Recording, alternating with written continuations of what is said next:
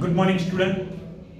Today we start new topic of chapter 5, continuity and differentiation, and our topic name is derivative of functions in parametric forms. We know there are two type of equation. One is Cartesian equation, second one is parametric equation. Okay, तो Cartesian equation में क्या होता है? अगर हम कोई conic लेते हैं और प्लेन में है वो कॉनिक, तो वो फिगर हमारी क्या हो गई? Two dimensional figure. ओके, कोई भी कॉनिक हो और अगर प्लेन में हो मतलब ओके, तो वो कॉनिक वो टू डायमेंशनल फिगर हम बोल सकते हैं. मतलब वो फिगर का अगर कोई भी पॉइंट हम ले तो उसमें x कोऑर्डिनेट आएगा और y कोऑर्डिनेट आएगा. अगर कोई भी फिगर है और स्पेस में है तो वो होगी हमारी थ्री डायमेंशनल फिगर. अगर उस पे कोई पॉइंट हो तो उसके टोटल थ्री कोऑर्डिनेट आएंगे. पहला x coordinate, y coordinate and z coordinate. Okay, हम इक्वेशन ऑफ लाइन का इक्वेशन जानते हैं. वो स्टैंडर्ड फॉर्म है ax plus by plus c equal to 0. तो ये हमारा है कार्टेशियन इक्वेशन. ओके, ये हमारा क्या हो गया? Cartesian equation. तो कार्टेशियन इक्वेशन कोई भी कॉनिक का हो तो वो यूनिक है. कार्टेशियन इक्वेशन कोई भी कॉनिक का अगर हम ले सकते हैं तो वो यूनिक इक्वेशन ही होगा. यहाँ पे हम सिर्फ टू डायमेंशनल कॉनिक के बारे में ही बात करेंगे, टू डायमेंशनल फिगर के ही बारे में बात करेंगे. ओके, अगर ये लाइन है, अगर प्लेन में ड्रॉ की है तो ये इसका स्टैंडर्ड इक्वेशन है और ये कार्टेशियन इक्वेशन है. और कार्टेशियन इक्वेशन हमेशा कोई भी टू डायमेंशनल फिगर का सिर्फ यूनिक इक्वेशन ही होगा. ओके, अगर पैरामेट्रिक इक्वेशन की बात करें तो पैरामेट्रिक इक्वेशन में क्या है? तो पैरामेट्रिक इक्वेशन अगर कोई फिगर टू डायमेंशनल में है तो पैरामेट्रिक इक्वेशन टोटल दो आएंगे. अगर स्पेस में बात करेंगे तो पैरामेट्रिक इक्वेशन टोटल तीन आएंगे. ठीक है. ओके, अगर प्लेन में बात करेंगे तो पैरामेट्रिक इक्वेशन दो आने वाले हैं और अगर स्पेस में बात करें तो पैरामेट्रिक इक्वेशन टोटल तीन आने वाले हैं. पैरामेट्रिक इक्वेशन का मतलब क्या है?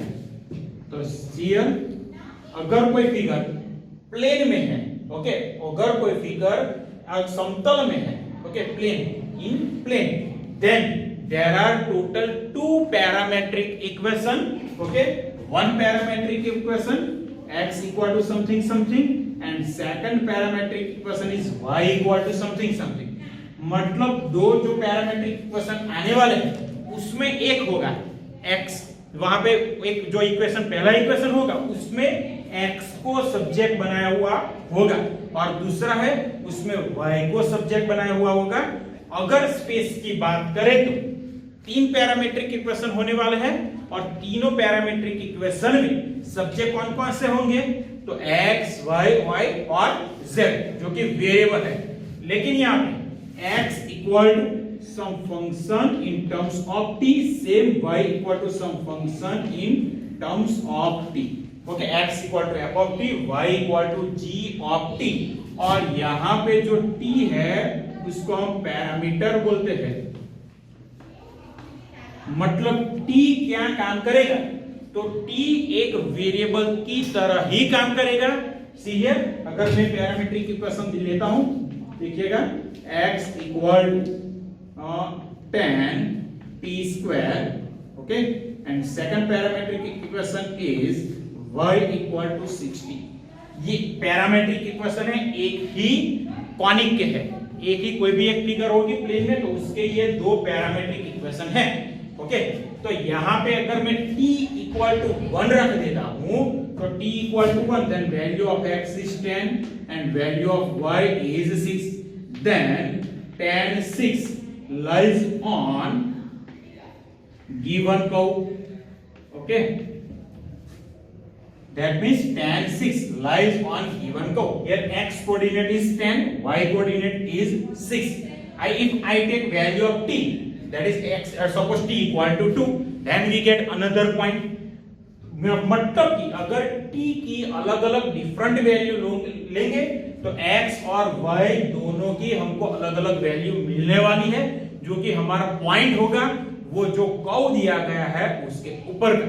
ठीक है, मतलब पैरामेट्रिक इक्वेशन अगर प्लेन की बात करें तो पैरामेट्रिक इक्वेशन 2 आने वाले हैं। अब हमको पैरामेट्रिक इक्वेशन का डिफरेंशिएशन कैसे करना है वो भी मैं आपको बता दूं। यही पैरामेट्रिक इक्वेशन में लेता हूं तो पहले x and y both are in terms of t, तो पहले हम क्या करने वाले हैं, तो पहले हम फाइंड करेंगे dx by dt, that means derivative of x with respect to t। Okay, dx by dt find करने वाले हैं। बाद में क्या करेंगे, तो dy by dt मतलब derivative of y with respect to t, ये दोनों फाइंड करना होगा हमको। जिस तरह से dy by dx फाइंड किया है उसी तरह से dx by dt फाइंड करो and then find dy by dt। और उसके बाद dy by dx कैसे आएगा, तो dy by dx equal to c in numerator derivative of y with respect to t, that is dy by dt in denominator dx by dt। ये दोनों function रख देने का और उसका जो क्वोशंट आएगा मतलब ये जो आंसर आएगा वो हमारा होगा dy by dx। मैं एक एग्जांपल देता हूं, see here x equal to tan t square, y equal to 60। See here x equal to tan t square, y equal to 60। ये दोनों फंक्शन t की टर्म में दिए गए हुए हैं। ऐसा जरूरी नहीं है कि हमेशा x और y t की टर्म में हो, थीटा की टर्म में भी आ सकते हैं। मतलब पैरामीटर कोई भी हो सकता है, t, थीटा, दूसरा कोई भी p, q वगैरह वगैरह वगैरह। ठीक है, तो पहले हमको क्या करना होगा, तो यहाँ पे x और y दोनों t की टर्म में फंक्शन है, तो पहले हम फाइंड करेंगे dx by dt, that is derivative of x with respect to t, then tan as it is now derivative of t square, same rule, that means 2t into derivative of t with respect to t. Okay, derivative of t with respect to t, that is always 1, then our dx upon dt is 20t. See here y equal to 60, now I find dy by dt 6 as it is and derivative of t with respect to t, that is always 1, तो हमको dx अपन dt dy अपन dt दोनों मिल गए, तो अब हमारा होगा dy by dx। See here dy by dx, तो हम न्यूमरेटर में क्या लिखेंगे, तो न्यूमरेटर में आएगा dy by dt and denominator dx by dt, dy by dt that is 6, denominator 20t। अगर हम 2 से कट करेंगे तो यहाँ रहेगा 3 और यहाँ पे tan t, तो हमारा dy by dx मिल गया 3 upon tan t। एक और एग्जांपल मैं लेता हूं, देखिएगा, अगर x equal to 5 cos theta and y equal to हमारा है 5 sin थीटा, तो यहाँ पे भी हमको dy by dx फाइंड करना है। देखिए यहाँ पे पैरामीटर कौन है, तो पैरामीटर है थीटा, मतलब अगर हम थीटा की वैल्यू रखते हैं तो हमको x कोऑर्डिनेट और y कोऑर्डिनेट दोनों मिलेंगे। ठीक है, तो पहले हम फाइंड करने वाले dx by d theta, dx by d theta 5 as it is, and we know the derivative of cos, that is minus sin theta into derivative of theta with respect to theta, that is always 1. Now I find dy by d theta 5 as it is, derivative of sin theta which is always cos, and derivative of theta with respect to theta which is 1, and therefore dy by dx, see here dy by dx, then in numerator dy by d theta and in denominator dx by d theta, dy by d theta that is 5 cos theta, and in denominator dx by d theta that is minus 5 sin theta, 5 cancel, cos upon sin which is cot, but here minus cot theta, that is our dy by dx, which is differentiation of this parametric equation. Okay, अब हम illustration start करते हैं। पहले हम लेते हैं illustration number 34, जो कि बहुत ही इजी टॉपिक है। कुल मिलाकर ये टॉपिक बहुत ज्यादा इजी है। और जल्दी से खत्म होने वाला भी है। एक बार प्रैक्टिस करिएगा, ठीक है, बहुत ज्यादा इजी है। देखते हैं illustration number 30। x equal to a cos theta and y equal to a sin theta. First derivative of x with respect to parameter, that means here parameter is theta, then dx by d theta, as it is derivative of cos, which is minus sin theta. Same here, dy by d theta equal to a as it is, and derivative of sin function, which is cos theta. Okay, now we find dy by dx. Then in numerator, which term? Dy by d theta. In denominator, dx by d theta. Now we already find dy by d theta, that is a cos theta, and dx by d theta, which is minus a sin theta. Here a is cancelled, then cos upon sin minus cos theta. Very easy sum. Next I take illustration number 35. X equal to 80 square and second parametric equation is y equal to 80. Here parameter is t. Then first we have to find dx by derivative of dx by dt, and then dy by dt. That means derivative of x with respect to parameter, that means dx by dt equal to a, which is some constant, and as it is. Now derivative of t square, which is 2t into derivative of t with respect to t, that is always 1. Now here we find dy by dt, 2a, which is constant, then as it is. Now derivative of t with respect to t, which is always 1. Then here we already find dx by dt and dy by dt. Now dy by dx. See here dy by dx in numerator, dy by dt upon denominator, dx by dt. dy by dt, that is 2a upon 2ad. 2a cancel, then 1 by t, which is our final answer. देखिएगा dy by dx equal to dy by dt upon dx by dt, ये हमेशा लिखना नहीं है, ठीक है। अब dy by dx से डायरेक्ट हम ये लिख सकते, लेकिन याद रखिएगा न्यूमरेटर में क्या आएगा, dy by dt, और डिनोमिनेटर में dx by dt। कई बार ऐसा होता है कि जल्दी में न्यूमरेटर में जो पहला है वो लिख लेते हैं, डिनोमिनेटर में जो बाद में है वो लिख लेते हैं, ठीक है। तो यहाँ पे ये याद रखिएगा, न्यूमरेटर में dy by dt आएगा, डिनोमिनेटर में dx by dt। अब हम अगला सम लेते हैं, जो कि है illustration number 36। Here x equal to a bracket theta plus sin theta, y equal to a bracket 1 minus cos theta. Here we have to find dy by dx. Here x and y both are in terms of theta. That means here theta is parameter. Okay. Then first we have to find dx by dt, and then we have to find dy by d theta. Sorry, dx by d theta. A as it is. Now derivative of theta, which is 1, and derivative of sin, which is cos theta. तो ये हमारा dx by d theta खत्म हो गया। अब हम find करने वाले हैं dy by d theta, a as it is. Now derivative of 1, but 1 is constant. Then derivative of 1, which is always 0, and derivative of cos. We know the formula of derivative of cos function, which is minus sin. Then here minus into minus sin theta, that means plus sin theta, and dy by d theta equal to a into sin theta. And therefore now we find dy by dx. Here in numerator dy by d theta, in denominator dx by d theta. dy by d theta we have to already find, that is a sin theta, in denominator dx by d theta, that is a into bracket 1 plus cos theta.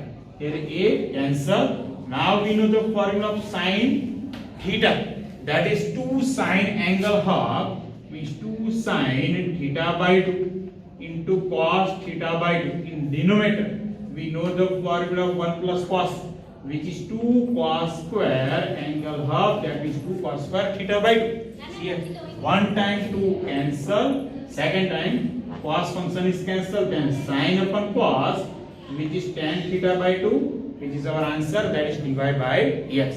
अगर यहाँ पे हम dx अपन dy find करना है तो इसका inverse ले लेंगे dx अपन dy, मतलब tan थीटा बाई 2 डिनोमिनेटर में लिख लेंगे, that is 1 upon tan theta by 2 gives cot theta by 2.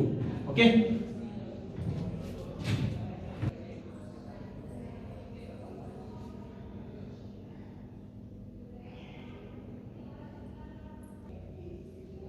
Good morning student. हमने पैरामेट्रिक इक्वेशन का डेरिवेटिव कैसे करना है वो हम पढ़ चुके हैं. बहुत ही इजी टॉपिक है और जल्दी से खत्म होने वाला है. ओके, बहुत ज्यादा इजी टॉपिक है. तो पहले हम क्या करेंगे, पहले मैंने बताया पैरामेट्रिक इक्वेशन क्या है. अगर हम प्लेन में कोई कर्व लेते हैं तो उसके दो पैरामेट्रिक इक्वेशन आने वाले हैं जिसमें x और y को सब्जेक्ट बनाया हुआ होगा और दोनों कोई पैरामीटर के टर्म में होंगे. मतलब x and y both are in terms of t, some parameter theta, some parameter q वगैरह वगैरह. ठीक है, तो पहले हम क्या करेंगे, derivative of x with respect to parameter. That means अगर x और y दोनों थीटा की टर्म में दिए गए हुए हैं तो हमको पहला क्या फाइंड करना है, dx by d theta, and then we have to find dy by d theta, and last dy by dx, that means in numerator dy by d theta and in denominator dx by d theta. तो easy way हमको answer मिल जाएगा. अगला सम मैं लेता हूं, illustration number 37. x raised to 2 by 3 plus y raised to 2 by 3 equal to a raised to 2 by 3. यहाँ पे सब जगह पे हमको dy by dx फाइंड करना है. ये तो बहुत ही इजी है. तो derivative of x raised to 2 by 3, then power now in coefficient is 2 by 3 x raised to 2 by 3 minus 1, that is minus 1 by 3 into derivative of x with respect to x, that is 1. तो ये हमारा Cartesian equation है. Okay, plus यहाँ पे 2 by 3 आगे आ जाएगा, y raised to 2 by 3 minus 1, that is minus 1 by 3 into derivative of y with respect to x, that is dy by dx equal to e raised to 2 by 3 equal to 0. Now सिर्फ अब एक term, एक step ही बाकी रहे. वहां पे हमको क्या करना है, dy by dx को सब्जेक्ट बनाना है. तो ये टर्म मैं ऑपोजिट साइड पे लेता हूं, तो 2 by 3 y raised minus 1 by 3 into dy by dx equal to, I take this term opposite side, then minus 2 by 3 x raised to minus 1 by 3 from both sides. 2 by 3 cancel. Now y raised to minus 1 by 3 taking denominator, then dy by dx equal to minus x raised to minus 1 by 3 in denominator y raised to minus 1 by 3. Now I take y raised to minus 1 by 3 in numerator, then power is positive. Same way I take x raised to minus 1 by 3 in denominator, then power is positive, then y minus y raised to 1 upon 3 upon x raised to 1 by 3 equal to minus. Now I write in cube root of y by x minus cube root y upon x, which is our final answer, जो कि बहुत ही easy है. यहाँ पे जो ये equation दिया है वो कार्टेशियन फॉर्म में है. ओके, क्योंकि यहाँ पे सिर्फ एक ही इक्वेशन है और उसमें दोनों वेरिएबल है. यहाँ पे पैरामीटर की कोई बात होने वाली नहीं है.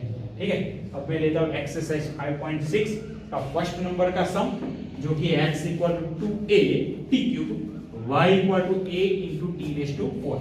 यहाँ पे पैरामीटर है t, तो यहाँ पे फर्स्ट मैं डेरिवेटिव करूंगा x का, okay, dx by dt, then 2a as it is. Now derivative of t cube, that is 3 into t square equal to 6 into 80 square. Okay, same here, dy by dt equal to a as it is, derivative of t raised to 4, that is 4 into t cube. Now I find dy by dx, and therefore dy by dx, see here in numerator I write dy by dt, that is 4a t cube upon dx by dt, that is 6a t square. A cancel, t square cancel, and 2 से यहाँ पे cut होने वाला है, तो यहाँ पे हमारा आंसर हो गया 2 by 3 into t, which is our final answer. Now I take second number of exercise 5.6 जो इसी तरह का सम है, बहुत इजी है। x equal to a cos theta and y equal to b cos theta, then here parameter is theta, तो dx by d theta, a as it is and derivative of cos function is minus sin theta, and here dy by d theta equal to b as it is and derivative of cos function which is minus sin theta. Okay, now I find dy by dx, then in numerator dy by d theta, that is minus b sin theta, and in denominator dx by d theta, that is minus a sin theta. In numerator denominator sin function cancel, minus minus also cut, then our answer is b upon a. Okay, next example of exercise 5.6 number 3. x equal to sin t, y equal to cos 2t. तो यहाँ पे जो parameter है वो है t, तो derivative of x with respect to parameter t, then dx by dt, and we know the derivative of sin t which is cos t. Same here, derivative of y with respect to t, that is dy by dt. See here, we use chain rule. Here outer function is cos and inner function is 2t. Then first derivative of outer function, that is minus sin 2t into derivative of 2t, that is only 2. Okay, now dy by dx, that means in numerator dy by dt means minus 2 sin 2t, in denominator cos t. Now formula of sin 2t, which is 2 sin t into cos t, then I write minus 2, and formula of sin 2t which is 2 sin t into cos t, in denominator cos t, then cos function is cancelled, then our answer is minus 4 sin t. Okay, next exercise 5.6 example number 4. क्या है question? x equal to 4t, y equal to 4 by t. Okay, x equal to 4t, y equal to 4 by t. Then parameter is here t, and derivative of x and y with respect to parameter, and then find dy by dx. तो ये सब मैं आपको homework में देने वाला हूँ, okay, जो कि बहुत इजी सम है। अगला सम जो कि है exercise 5.6 example number 5. x equal to cos theta minus cos 2 theta and y equal to sin theta minus sin 2 theta. Then first derivative of x with respect to theta dx by d theta. Derivative of cos function which is minus sin theta. Now derivative of cos 2 theta. Here we use chain rule. Here outer function is cos and inner function is 2 theta. Then first derivative of cos function which is minus sin theta, and minus minus plus sin 2 theta into 2. Then dx by d theta is minus sin theta plus 2 into sin 2 theta. Same here, we have to find dy by d theta, dy by d theta. Now derivative of sin function which is cos theta, and derivative of sin which is same cos 2 theta into derivative of inner function, that means derivative of 2 theta which is 2. Then cos theta minus 2 cos 2 theta.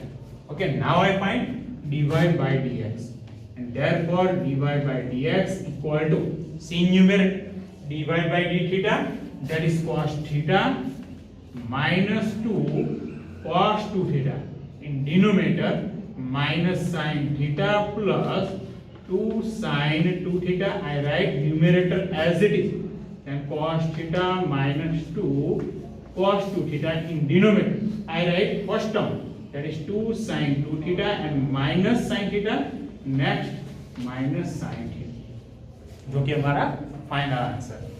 आज के lecture का ये last सम मैं करने वाला हूँ। Okay, बहुत ज्यादा इजी है। Exercise 5.6 example number 6. x equal to a bracket theta minus sin theta, y equal to a bracket 1 plus cos theta. तो यहाँ पे मैं डेरिवेटिव करूंगा x का, तो dx by d theta. a as it is derivative of theta which is 1 and derivative of sin function which is cos theta. Same here, dy by d theta equal to a as it is into bracket derivative of 1 which is always 0 and derivative of cos function which is minus sin theta, मतलब यहाँ पे होगा minus a sin theta. Now I find dy by dx and therefore dy by dx in numerator dy by d theta, that is minus a sin theta, in denominator a bracket 1 minus cos theta. A cancel. Now I use formula of sin theta which is 2 sin angle half into cos angle half. In denominator formula of 1 minus cos which is 2 sin square angle half. Then I write 2 sin square angle half, that is theta by 2. See here 2 cancel, 1 time sin function cancel, minus as it is in numerator cos and in denominator sin. Then cos